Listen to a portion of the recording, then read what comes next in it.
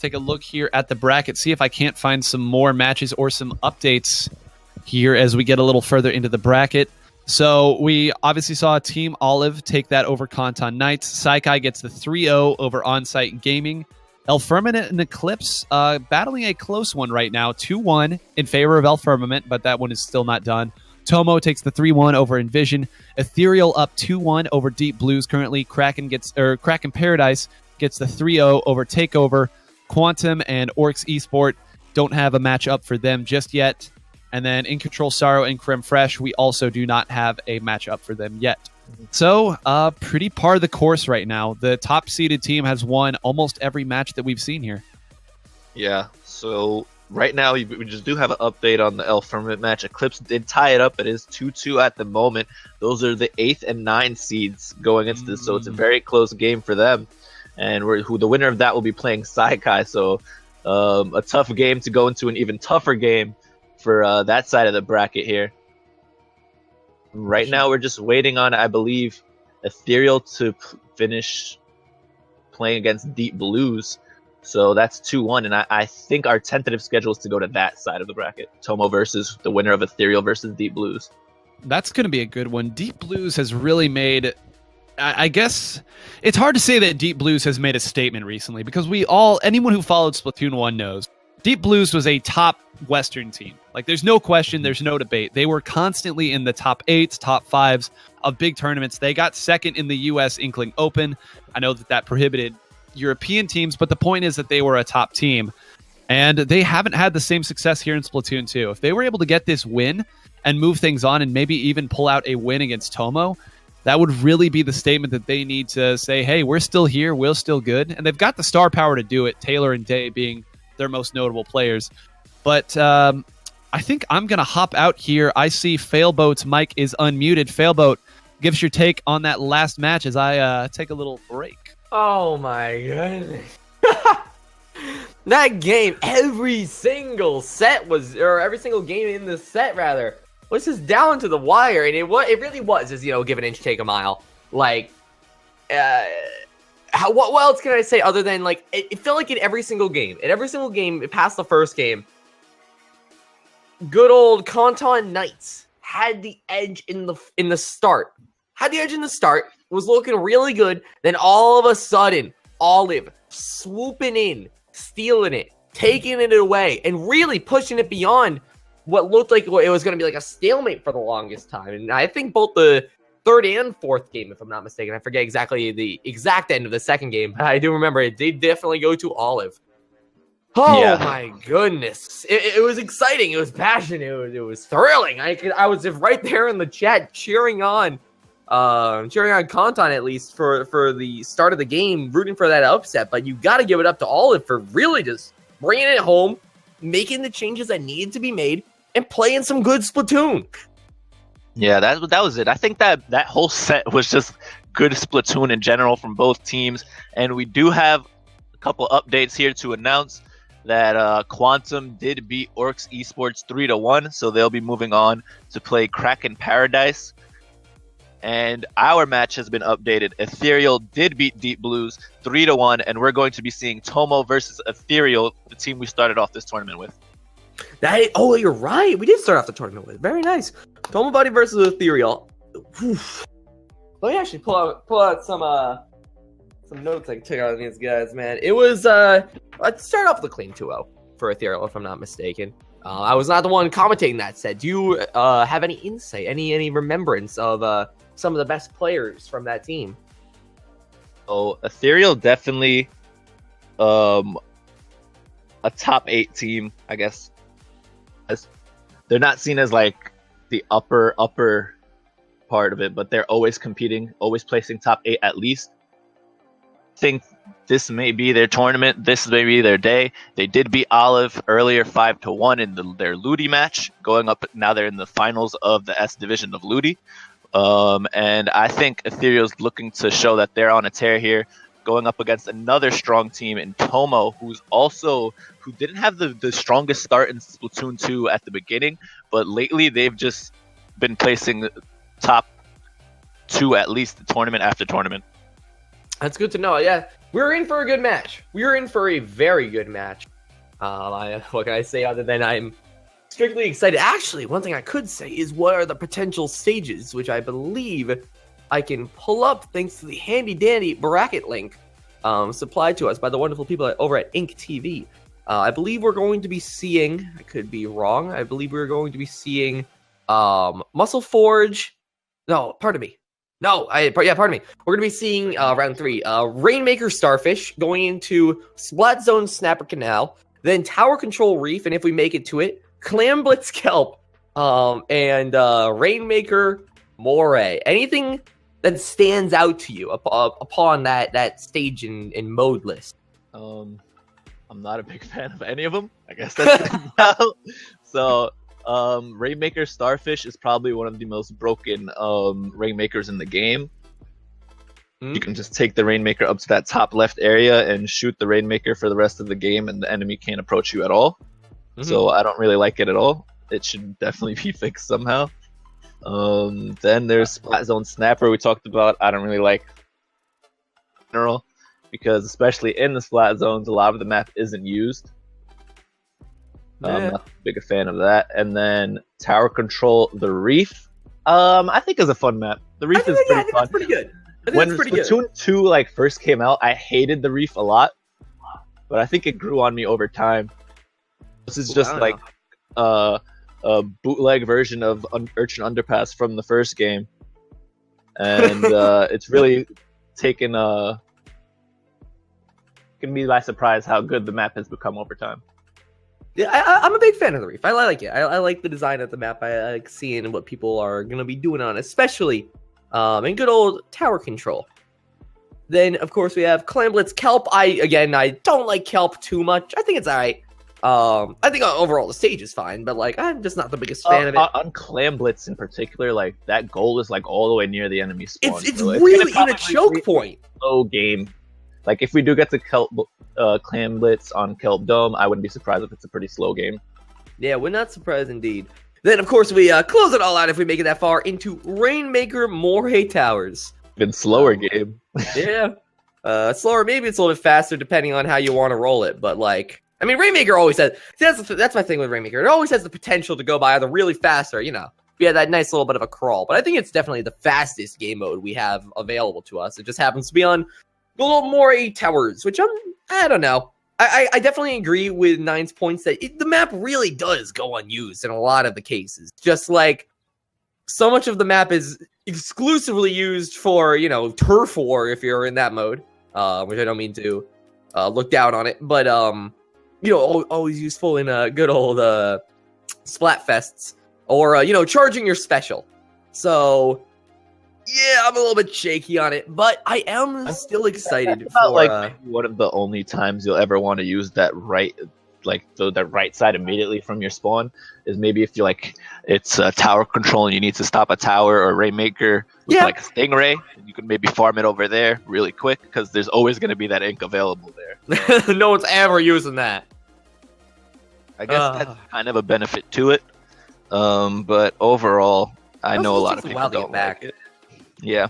I don't know. There's a lot of the Splatoon maps. One of my favorite things about Splatoon is that whenever you respawn, you're almost never completely inactive. Like, sure, you're not really in the meat of the action, but you can always help charge your special. You can paint out new routes. You can take a couple plays, take a couple seconds to make some plays happen from the back. If you have a Stingray, you can try and farm that up. It's some Tenta missiles, etc., etc.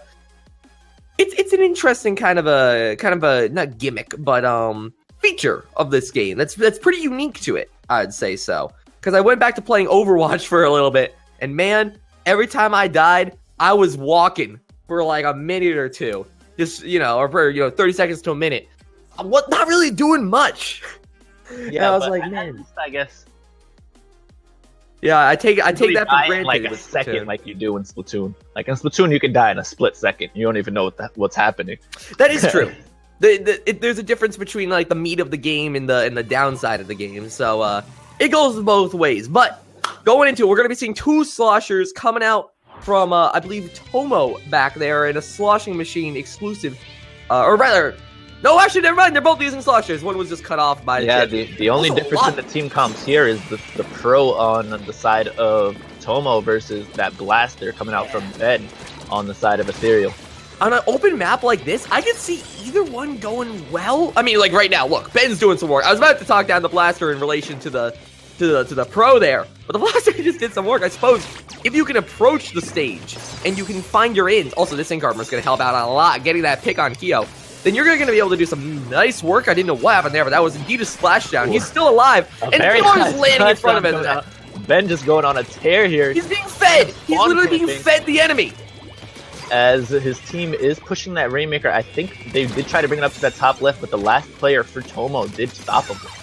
Look at that. Look at that. 21 points remaining off of the first push. And they might not even be fully done right now. These bubbles are going to be doing a nice job of acting as defense, but, you know, good old Ethereal just going to be running right in there. But even then, Tomo is still not completely done here. Pardon me.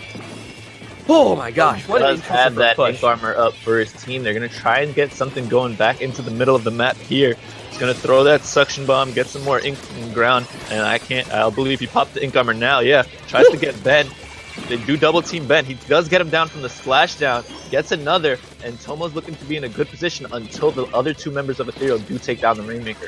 Dude, that was a cute little kill on the splashdown situation right there. They are in unfortunate waters being targeted by that splushamatic, or not splushamatic, pardon me, the splashing machine. But they managed to make it away only before dying. Kuchan and the rest of Tomo now starting to make their push, their turn it back right here. But Ben coming out from the side, taking one down, taking two down, taking three down. Ben, oh my gosh, 1, 2, 3. Showing that he is the blaster master here, pushing forward for his team onto the top left area, and he's probably going to, probably should have splashed down there just to secure his life, and but he does put Ethereal back into great position for another push. Yeah, no, that was very good. Oh, here comes the Stingray coming out, but Fumiko climbing up very nicely, avoiding it for the most part. Wow, just dancing above it. Like just skip roping on the Stingray itself, right between life and death. Just firing a couple blasts, waiting for their team to regroup so they can go in for another solid push. And you can see some people trying to flank from behind a little bit or set up for it. Good blast shot right there. The sloshing machine is right in their face. And they are able to manage to get the kill. Fumiko loves this corner. They are adoring this corner. They do not want to leave it, man. This corner is just so they got another kill for the Rainmaker, and Fumiko just showed. I think Fumiko got about 6 or 7 kills just in that one spot. That was insane. They were just staying right. I looked at the little auto bomb, adorable little guy there. But Ben knows better than to run into that. Ben doing a lot of good maneuverability work right here. Going to be trying to take out this Stingray, who has given their position away with, you know, using the Stingray in and of itself. You've seeked the wrath of Ben, and now you have found it. Ben is coming to smite these. Coming from the back, too. He actually might be able to get the nice little flight slays right here. However, the Rainmaker is available. It has been popped on the side of Ethereal, and they are going to be trying to run with it a little bit more. He does throw that poison mist up ahead to try and stop that sloshing machine from coming, and now he's just zoning them out with that blaster here. He knows one might be coming for the flank as his teammate does booyah, but Ben's just going to keep camping out here trying to figure out who he should go after. Ben is doing a great job of just staying where the danger isn't. Seriously, like there was a situation there. Bubbles on the left of me, Stingray on the right. Here I am, stuck in the middle of both of them, just waiting on their in to find their in. But now they're still alive. They're still okay. They're holding the middle really well. That's the best thing right here. They have control over the middle. If they want to push this Rainmaker, they gotta kill a lot of the people. To be fair, they did jump off the side of the map with it. Or at least let it despawn to bring it back to middle. But seriously, they can't find their in. They just give it back to blue for all Ethereal cares there. A lot of good teamwork coming out from Ben, and I believe it was Gray there on the left side. They do pick off 2. Push forward looking for another, as he does get one in the middle again. Yeah, Ben just sticking around there. Again, just hanging out where the bubbles aren't. The bubbles matter a lot, but only if they actually manage to apply pressure. Ben, good fake out there too, trying to bait out the Trying to bait people out, he just takes care of the two shot. Another direct. He's going to look for that Rainmaker. The Stingray does finish him off after Ben gets one shot, and that'll be it. Ben just going on an absolute tear here, and I won't be surprised if he has the top KA for this game. Of course, the game ends once Ben dies. It takes until Ben dies to the game to actually be like, oh, he's not in the game anymore. Let's just end it off here. What great play. 18 kills, looking real pretty.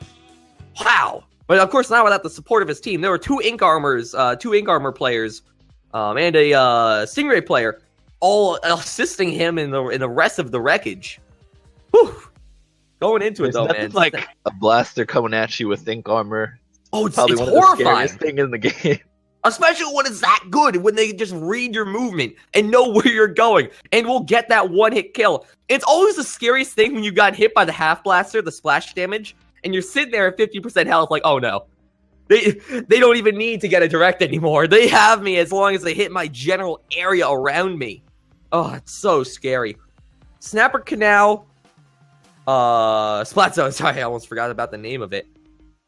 Another map where, honestly, a blaster coming in from the side and holding people in their spawn would be very effective. Definitely some good walls you can hide behind in this map, just to try and get those close range kills. Just a problem getting there, of course. Whew. I believe both teams are going to try and maybe stick out with the same sort of lineups. I wouldn't be surprised if Gray of Ethereal does maybe go, but he may stay on that NZAT because he already has a great blaster on his team in Ben. So pretty much going to come down to whatever they prefer here. And I think I'm sorry, even matchup. I just looked at Tomo's names. Toon-chan, Prime-chan, Kyo-chan, Cookie-kun, Bad Savage. I just like the disparity of names I coming out there. I didn't even notice it. So solid. I love the team coordination though coming out on it. Oh boy. All right though. All right. I think so far, if Ethereal, it might be the first time a lower seeded team has beat the higher seeded team, because I think Ethereal's 5 and Tomo's 4. So, looking good so far, and really making a name for themselves today. Yeah, no kidding. I like seeing some teams coming out there and doing it. After this, though, we're going to be getting... Actually, never mind. We don't even have to talk about the maps. We will talk about the maps as we get to them. Snapper Canal, Splat Zones, coming out right now. Let's see what each team is rolling before we get directly into it. Let's see. I let the players up there. We see some Rapid Blaster Pro. Is that the new hose right there? The new nozzle nose just came out last night. Toon-chan has been known for his L3D play in Splatoon 1, so I'm sure he'll love it here. And it is pretty good on Splat Zones in particular because it can paint. And then with the support of those burst bombs and Inkjet, really can wreak havoc as well. And right now, this NZAP coming right... Oh, not even the NZAP, pardon me, excuse me. That is still the nozzle nose. Just coming right... Wait, excuse me, not sure how they climbed on that wall. Just coming right in there. You saw that too, right? Good job? You okay? Hacker? Coming out. He does pop that Inkjet for his team, pushing forward, trying to get something going on to that. I believe that's the Tri-Slosher over there, but the Inkstorm is going to back him off for now. Yeah, that is pretty good. The nozzle nose, I want to see that thing put in some work. I want to see it proven. It comes out the night before. What do? Roll it in tournament. I want to see the proof in the pudding. And right now, they did manage to get a kill and an assist right there. And they are going to be able to hold the point. Them together with the NZAP who came up from behind them. This is looking like a very strong hold, although they are going to go down to the combination of the Rapid Blaster Pro and the NZAP right there. And it looks like Ethereal has finally gotten control over the point. It took 3 down on the side of Tomo, but it looks like they finally secured themselves a little bit of a foothold. Ethereal does have control right now, and I think this is exactly the position they want to be in, as they do have Gray with the longest range in the game. Hopefully that helps them secure control here. And Frog just on this right side with that NZAP, maybe trying to back off for now and get back into the zone. He does secure 1 kill in the zone, very important there. Looking for another, but decides to back off as that player did have Ink Armor up. That's right. They do manage to take back the zone. It is not completely in Tomo's favor just yet, but it's looking real close. There it is. Tomo managing to take control of the point And that's going to be big. That's an extra 35 seconds that Ethereal will need to hold on to that point for before the actual timer starts. We do have a disconnect on the side of Ethereal there. I do see the Tri-Sloshers. That's okay. But yeah, I see what you mean, though. You are correct. That Tri-Slosher is gone right now. Man, the nerf hit him a little bit too hard. I mean, they need to get rebuffed to get back in here. Frog jumping down with that end zap. Going to be trying to capitalize on the point as much as possible. Knowing that their Tri-Slosher is gone, Ethereal needs to step it up as much as possible. They are behind. Every kill they needs to get needs to be worth double. They need to stay in there and not die. And it's going to be very hard to secure a game in a 3v4 situation. That was such a clever suction bomb, just immediately replacing the damage done by the previous one. It's very funny. Frog, though. You still have to hold the zone somehow.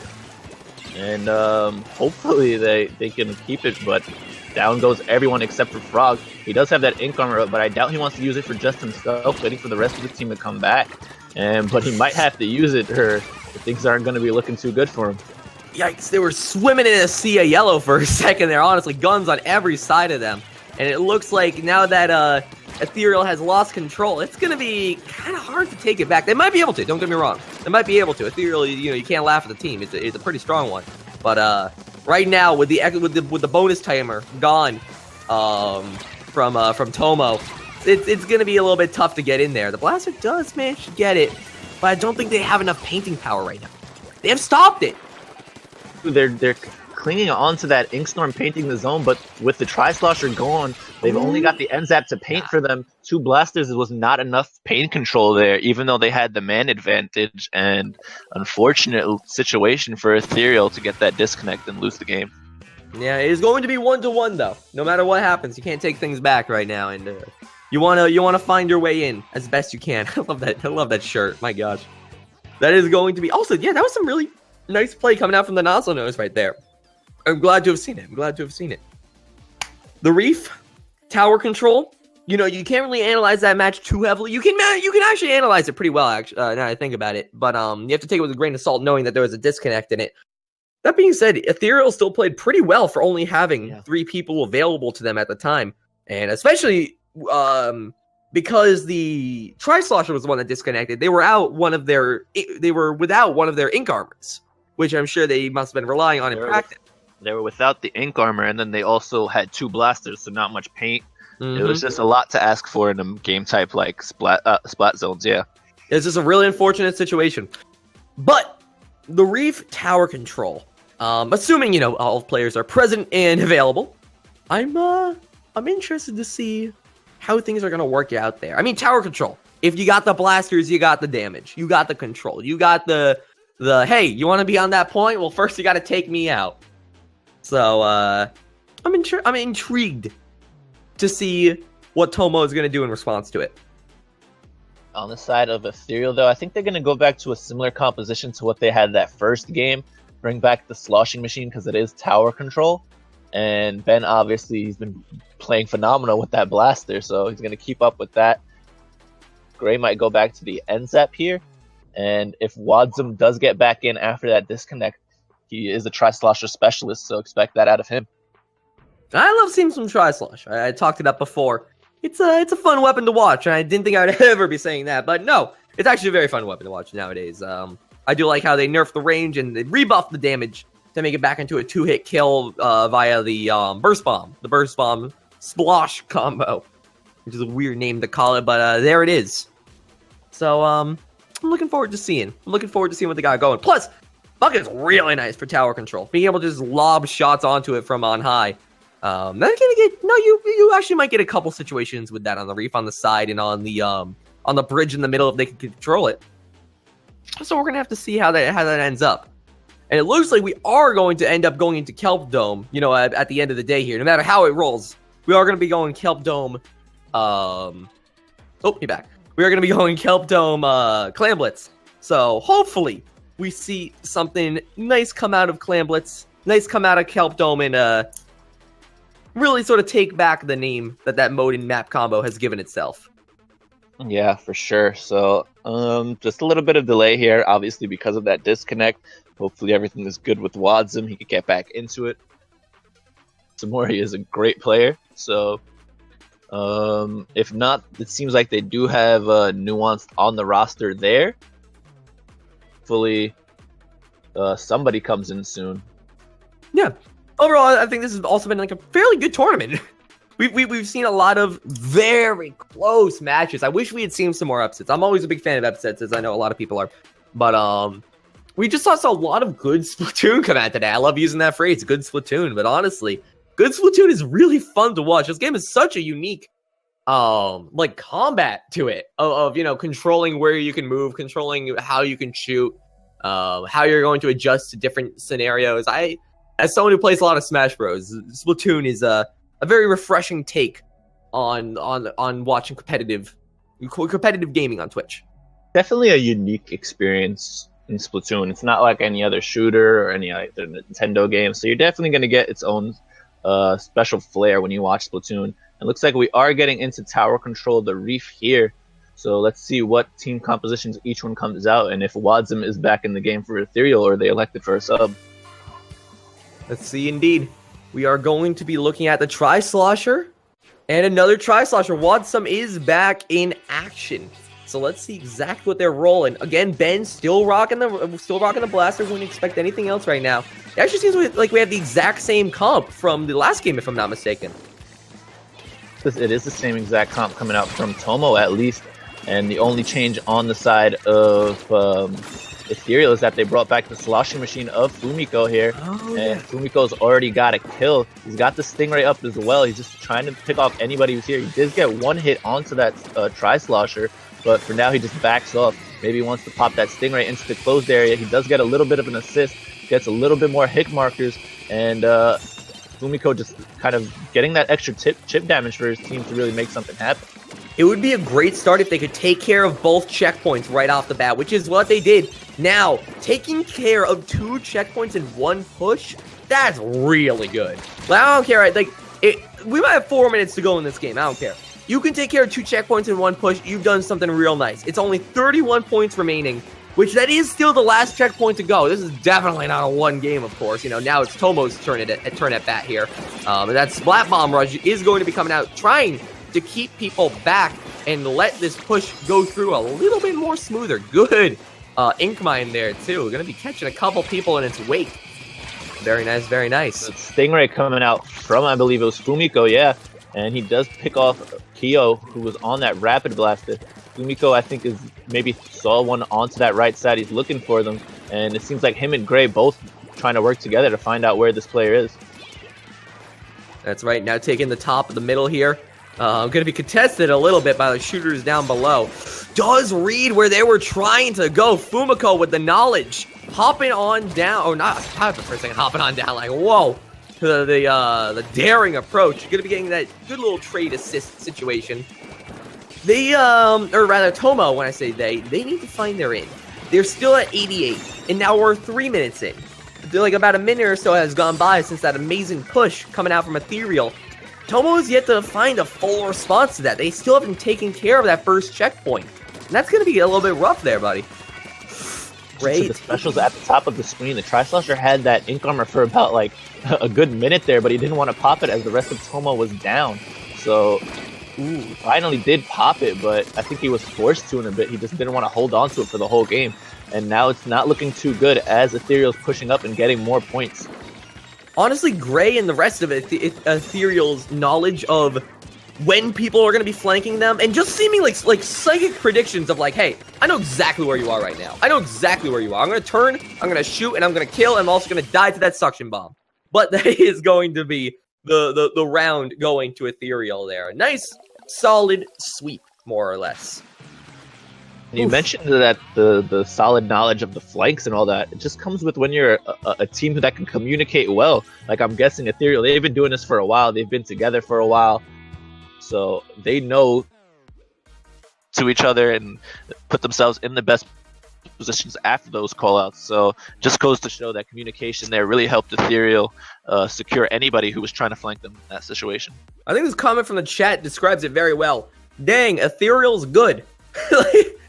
like that's convincing. No kidding. That was just solid knowledge. Just some really good know about of communication and just performance. Because even if you have the knowledge, even if you know exactly where they are, it's about the performance of how well you can get that turnaround shot, how well you can hop on the point and control the tower and control the area and get what you need to get.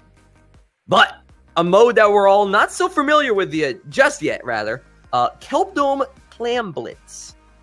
I'm interested to see what we got going on here. Again, the map that, once you get ahead, it's kind of hard, or rather, once you get some points, or sorry, it's hard to find an in. It's hard to find an in. You got that choke point right before the basket. It's a little bit hard to constantly get in. You want to make the most out of every push, is what I'm getting at. If you can get a push in this mode, you got to get a lot of points from it in order to truly capitalize on the situation. Like, just that initial football, I think that's big because it's going to be very hard for the other team to even score in this map mode combo. So as we mentioned, that goal is right near the enemy spawn. So it's very hard to score here. So I think every point is going to matter here, no matter how big or small. No kidding. And what we're going to be seeing from team comps right here, going into it, 2 NZEPs, 1 NZEP coming out from the side of Ethereal. Wow, really going off meta here. Let's see, though. They do have a lot of strong weapons here. Pretty much a mirror comp coming out from both teams, except instead of a sloshing machine, it's an NZAP on the side of Tomo. And, I mean, I don't blame him. Stingray's not too important in a mode that's all over the place like Clam Blitz, so I would definitely agree. For an extra ink armor. Sorry, yeah, I would definitely agree that bubbles are definitely the pick to make here in terms of like control. I mean, things like splashdown might be useful for like single enemy defense, but when you want to really cover a wide area and really just hold a goal or push a goal, bubbles are the way to go here. Nine has made that claim to fame with that claim, and it is definitely proven true. Ben, only with 3 clams, even though they have a good situation on the enemy team, really can't make the push right now. They do have the power clam, pardon me. Gray has formed the power clam, and there is 10 clams on the side of yellow, and it looks like they have formed the power clam too. From Ben there, that Gray just called out, I need help, and he threw that poison mist right as Gray called it, and hopefully it leads to something, but Keo has something to say about it himself as he goes in and picks off 2 of his own, and now they've got a football of their own back up into mid, and they've also got the man advantage for the moment. That's true. Here we are, almost a minute and a half into the game here, and neither player has truly gotten a good scoring, which is okay. I mean, that's perfectly fine. Sometimes this game mode has a little bit of a slow start. People just trying to find their in, people just trying to find what exactly they need to do in order to get the correct picks, and it looks like Keo might be trying to make something happen here, but unfortunately, no, they get snuffed out by a couple people lying in wake. Fumiko trying to stop that football. It's getting real close. Went in a little bit too fast there. If only they had held back a little bit more and waited for the bubbles, they might have been able to get that throw. Oof. Sometimes it's just so tempting, though. Sometimes you just want to make the throw. Like, it's so close, I can totally get it from here. And it just falls short. And unfortunately, that was the situation there. It's a new mode. You think that throw is going to make it, but you haven't been too familiar. You haven't practiced enough where you know that for sure that you can hit the goal from there. So right now, Gray is getting pressured from like every angle, but somehow still manages to stay alive at the moment. Throws the football forward. Comes in, and Gray does score, and that's the first score of the game, but Ethereal's got no claims to back it up.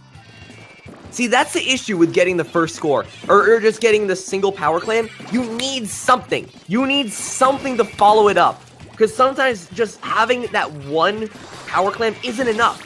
You can tie it back up, and it does put it into the enemy's court of like, hey, not only do you have to have a power clam, but you do also have to have normal clams too. You can't just do exactly what we did, because that'll just tie up the game. And in Splatoon, if you tie up the game, it just goes to whoever did it first. It goes to their favor. That being said, Frog going to be laying in wake here, trying to stop the power clam push. And the ink armor coming in, jumping over him, and it's not going to be looking too good for either team right now. sort of in favor of Ethereal, as they are the only ones with the power clam at the moment. Ethereal got control of top mid, but one goes down. Fumiko's being pressured, goes down himself, and I think this is exactly what Tomo needed to get back into this. They need to start painting the map so they can collect more clams here. Quavo is going in absolutely with that end zap here, and got a bunch of clams of his own. Hopefully they can score off of this soon. And if you look to the left, there are a lot of people with a lot of clams all conjoining together right here. Quavo with the power clam going to be looking to dive in from the top. They have to go through the toxic mist though. What a great goalie choice available right there. Toon again just falling for the bait of trying to go for the power clam. They all want this power clam so badly. And it looks like one has gotten the goal. But like I said before, you can't get the goal unless you have something to follow it up with. Because Ethereal did it first. Really coming down to if Tomo's going to win, they need a power clam now. And they need to just rush the objective because that's the only way they can win. They will win if they get one power clam, but right now Frog just goes straight ahead, scores of his own, and that's going to be pretty much way too much for Tomo to handle, although they will be probably getting overtime with the power clam respawning. Not necessarily. They might keep this goal open for the next goal might be... Nah, I think that's it. No, it's just managed to close up. That was a good strategy, though. Throw in a bunch of small clams to keep it open and available for as long as you can, but now panic mode is activated. You can see by the movement of Toonjan, they need to get this going fast. Like, partly by the time they get there, the overtime will almost be over. They need to make this movement now. Stingray coming out from Fumiko and the N-Zap to back it up from Gray pretty much finishes off any push they wanted, and Ethereal proves that they can play Clam Blitz and that today is their day, and they're going on to, I believe, winners semifinals. Yep, that is correct. That is going to be a 3-1 situation, knocking Tomo right out of this bracket. What a good synced pose right there. What a great game that was, though. Equal kill counts coming out almost from both teams, but everyone on Ethereal over the 10 count there. Great knowledge of the game, great knowledge of where to stand, great knowledge of how to push, and unfortunately, you saw at the very end of that game, a lot of players on Tomo were just hungry to get that score, but didn't know exactly how to follow it up, which was very unfortunate for that situation right there, because you could tell how badly they wanted that.